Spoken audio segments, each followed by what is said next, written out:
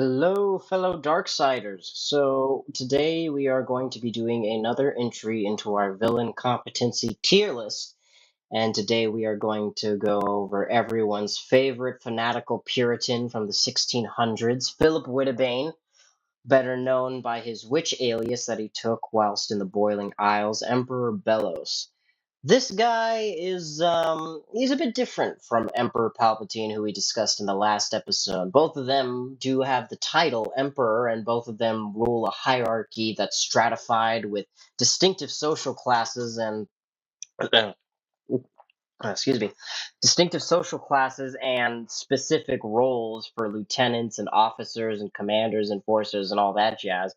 But unlike Palpatine, who wanted power for power's sake, Belos, or Philip Wittebane, as I think he preferred to be known, is more interested in a religious goal. He is a fanatic, he is a zealot. I'd say that his goal beyond power was having recognition from his community, from his peers, and most of all from his Lord, his God, by exterminating what he believed were demons.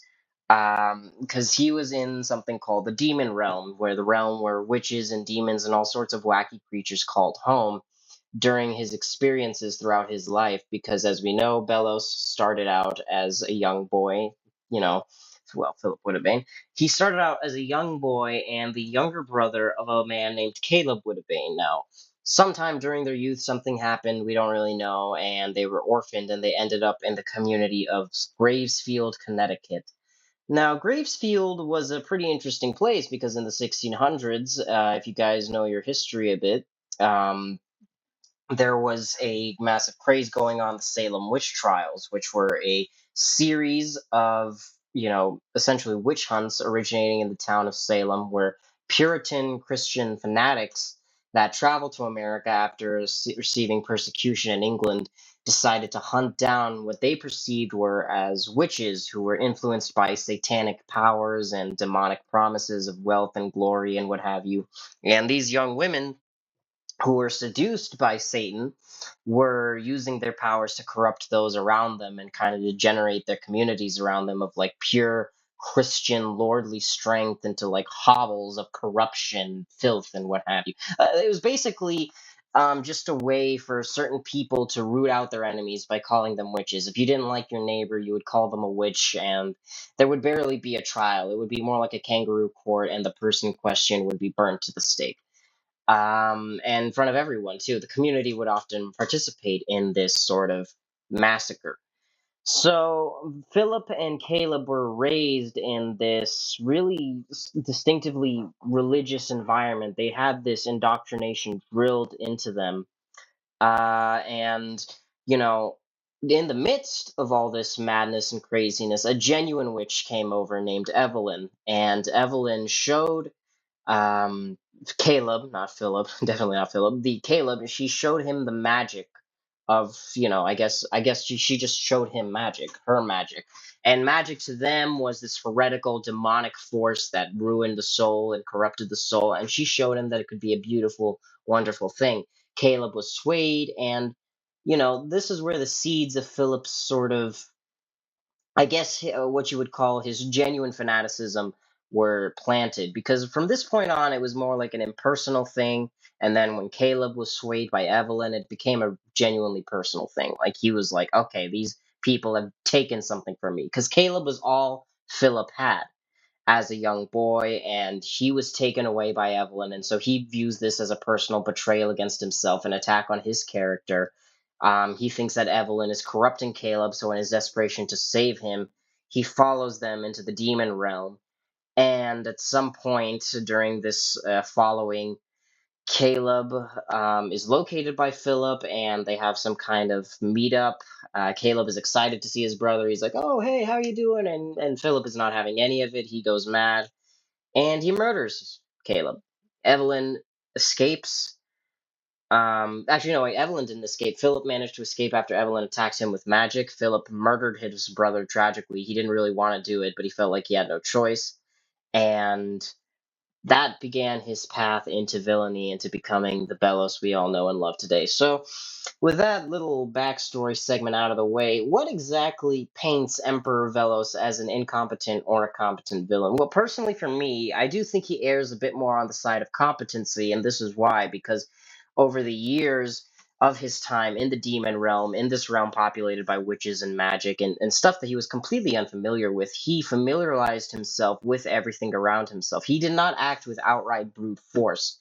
He had a hatred against witches for sure. He believed them as a danger to mankind. He believed them as a demonic legion bent on destroying humanity. But in his delusions, he even though he was a very deluded man, he also understood the necessity of blending into the society that he wanted to destroy from the ground up. So what Belos did, well, what Philip did was give himself the alias of a man named Belos who wanted to bring order to what he viewed was as a disordered, like terrible realm that was completely chaotic, and he was the one who would provide all the solutions and kind of centralize everything under his rule and give an organization and regiment everything. So to this end, he decides to create clones of Caleb, called Golden Guards, and they're kind of the people who do his dirty work. Like think of Vader with the Emperor. There's his little minions, except they reach their redemption arcs way quicker. Like every Golden Guard has at one point or another betrayed Philip, which I think speaks against his competency a bit because of the fact that he wasn't able to keep his indoctrination on them. But I mean, at the same time, you can't entirely blame him because I guess if they're built off Caleb's personality, echoes of Caleb will eventually go into their minds and they're going to eventually rebel against them. So, rebel against Philip, I mean.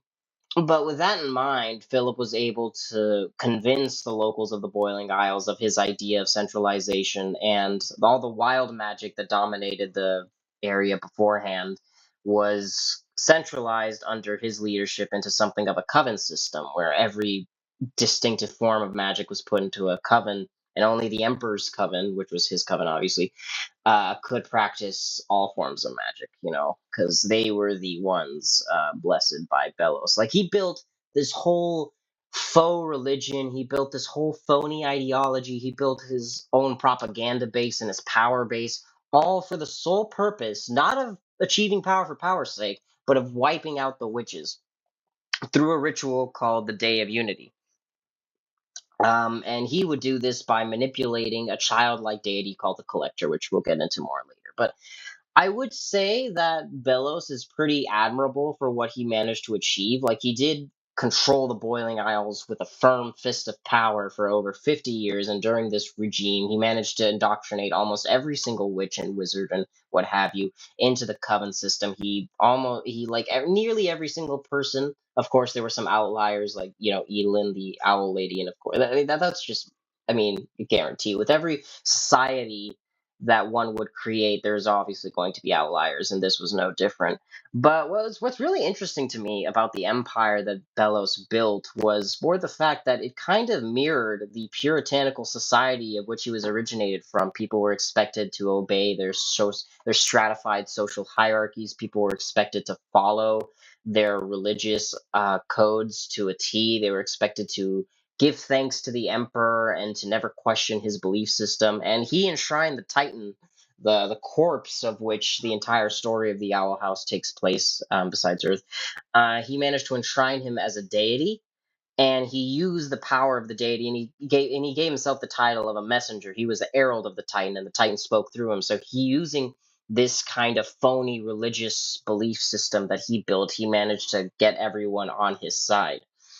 And so you have to understand that doing all of that is an immense amount of work, right? Like, I mean, as we spoke about with Palpatine beforehand, like building an empire is a lot of work, and maintaining an empire is even more difficult, right? Like achieving power is one thing, maintaining your throne is another thing entirely. Like Belos had to work day and night, constantly eking out the logistical means of establishing the covens. He had to learn magic a lot. He had to learn about glyphs, right? He had to master all forms of magic. I mean, and again, to him, magic was something horrid.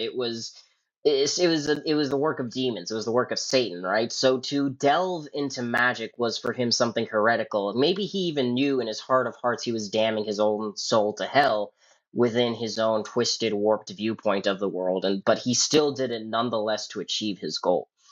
I ranked villain competency based on how close they were to achieving their goal and how consistent they are regarding their achieving of their goals.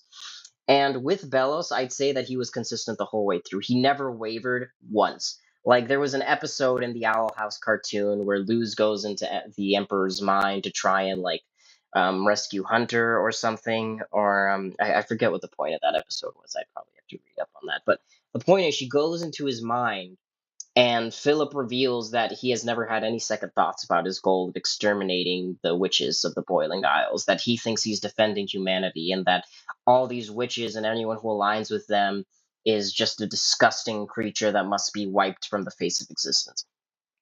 Having a loyalty to a cause for this long, I mean, because it was like 50 years, and we all know that time moves differently because time and Earth was like centuries. So technically, centuries passed since he came to the Boiling Isles, and he was still determined by all means to achieve his goals. And and the fact that he remained loyal to this sort of creed, this personal creed, this one man creed, by the way, because he couldn't share this with anyone, mind you. Not even his most loyal servants could know because they were still witches. And they still believed that ultimately Belos was seeking the betterment of the Boiling Isles, that he was a benevolent ruler, right? But but what they don't realize is that he wants to kill all of them included. Because he sees all of them as scum. He couldn't share this plan with a single person. He kept this all to himself. This boiling hatred, this constant agonizing rage at the entire world that's surrounding him. Every living, breathing thing surrounding him was an aberration to him, and he was there for decades.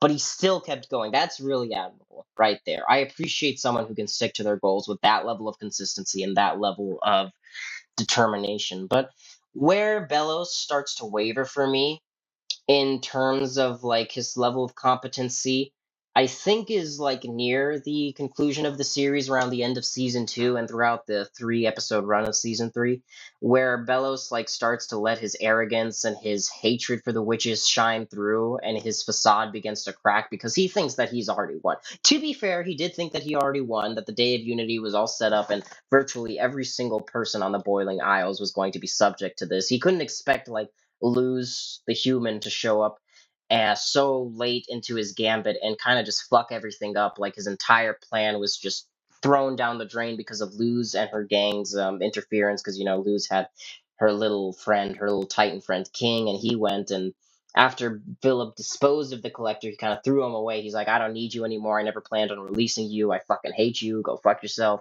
And King releases the collector from his impromptu prison, and then, it all just goes downhill for Belos from there. Like the Day of Unity is shuttered. He is destroyed by the Collector.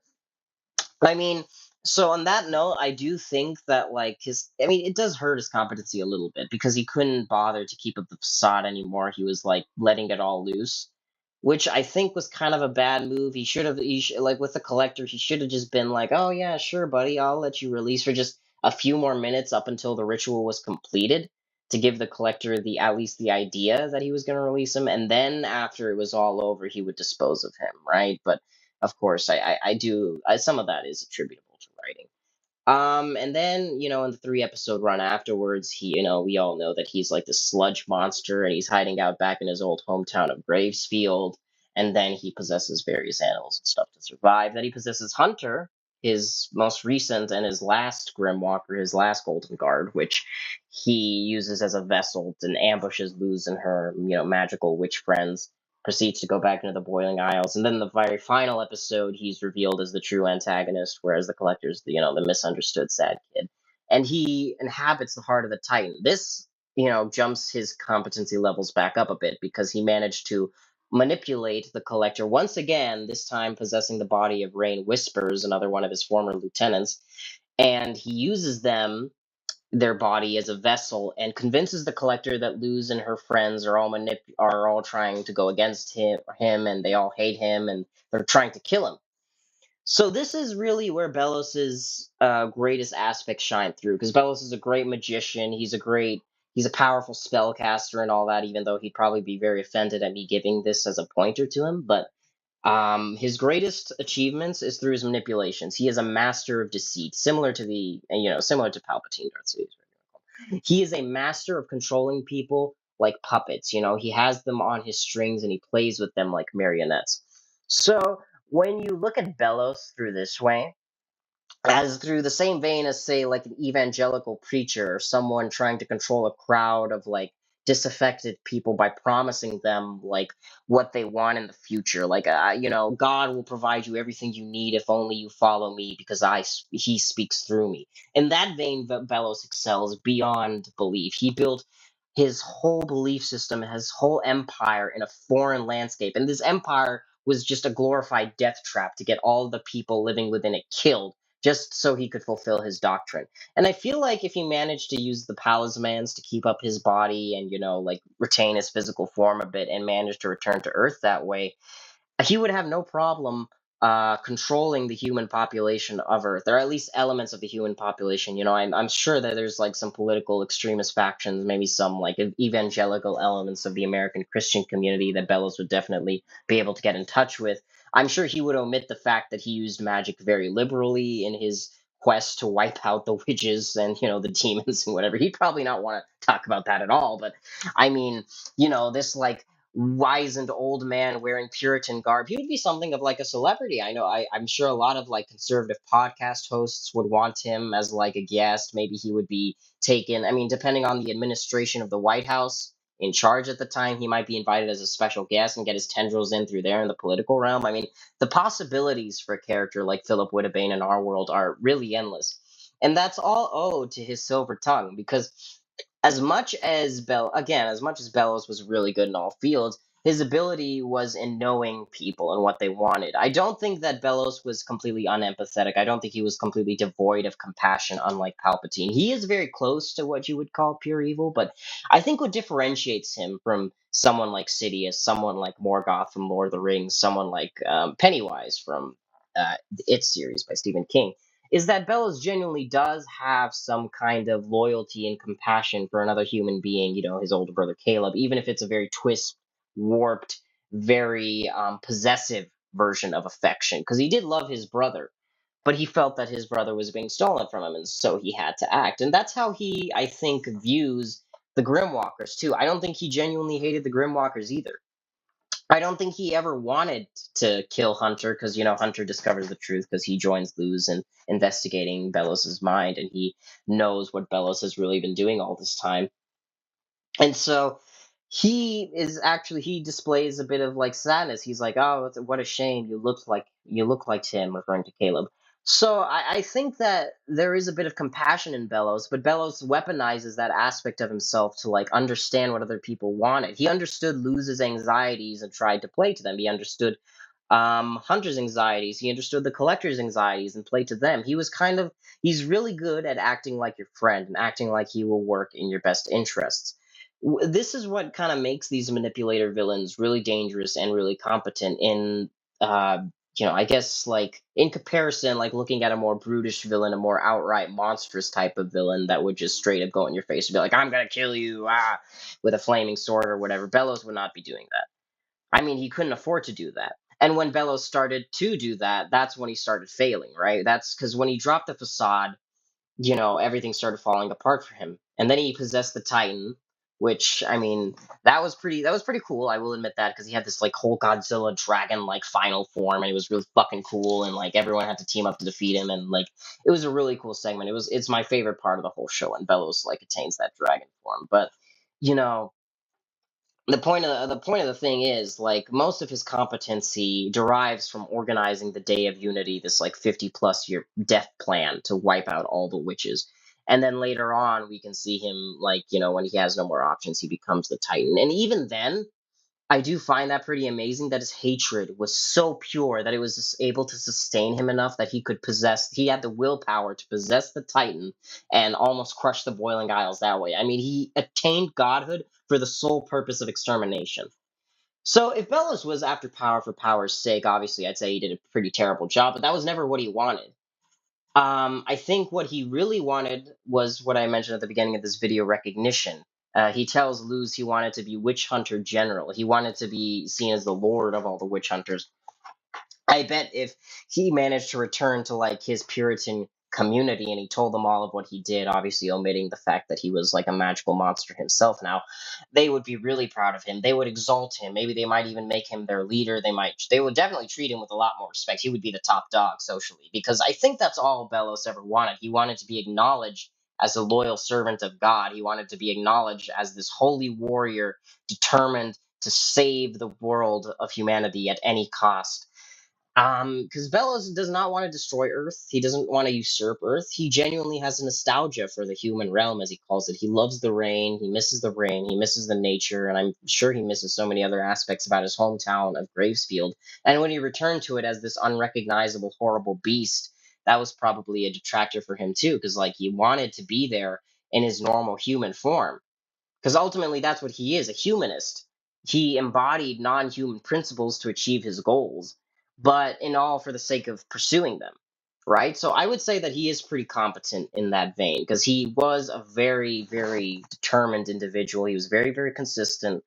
And I feel like with the right circumstances, of course, if he wasn't completely screwed over by Luz and the Collector and everyone else, and if he managed to get the Day of Unity done without a hitch and return to Earth as he planned, with stockpiles of talismans to keep up his human form, he would have been able to become a really powerful figure in our world today, which is all that he wanted. Because ultimately, I don't think Belos grew as a person since that day that Caleb left him. He's still that child, even as an older man. He's still that child that was enraged that his brother left him. He was heartbroken that his brother left him because he wanted his brother to be by his side as he exterminated all the witches and made the community of Gravesfield, and I'm supposing the wider Puritan community, and perhaps God himself proud. He wanted to make the Lord proud. Because let's be honest, while the Christian God is never specifically stated in the Owl House, he is a huge influence in the show's events and the show's characters. Because obviously, I mean, it's the 1600s, and of course, he's a huge cultural influence. I mean, what else is there to say about that? But he wanted to make him proud. Now, whether he achieved that or not, that's up to you to decide. I'm not here to engage in any religious debates, but overall, in this tier list, I will put Belos in the high tier of if plot armor didn't exist, they'd rule the universe, because I do think that most of Belos's defeats were garnered because of plot armor. Like, I mean, he was just written to be like arrogant and crazy at the end, and he was just kind of written to like lose all his marbles. You know, he like kicked out Kikimora, as I said, he dispersed of the Collector a bit too early. He jumped the gun there. The reason I don't put him in elite echelons of darkness and rather in the top tier alongside the Emperor, I mean, of course, he's going to be put below him, but alongside him, but you know, he's right there with him until I add more villains, assumably. Is that because again, he built the Emperor's Coven, he built an empire on the Boiling Isles despite hating everyone there. The sheer willpower it takes to do that. I mean, that is pretty admirable. That's a very respectable villainous thing to do. So for that, Philip Wittebane, you get the highest tier I can give to a villain. You get my full respects, and of course, you get my condolences because you're dead. I mean, you're gone. I miss you. I wish you all the best in wherever you are. I don't think it's heaven though. Sorry to say. And yeah, thank you all so much for watching this tier list episode, Darksiders. If you want to see more, if you want to suggest any villains, feel free to do so in the comments below. Make sure to like, comment, and subscribe if you guys want to see more of this. Thank you all so much for the views on the Palpatine video. It's one of the most viewed videos on the channel. So, I mean, the support on that is just amazing. I never thought I would get over like 50 views on that thing max. So, you guys are awesome. Keep it up. Keep being evil.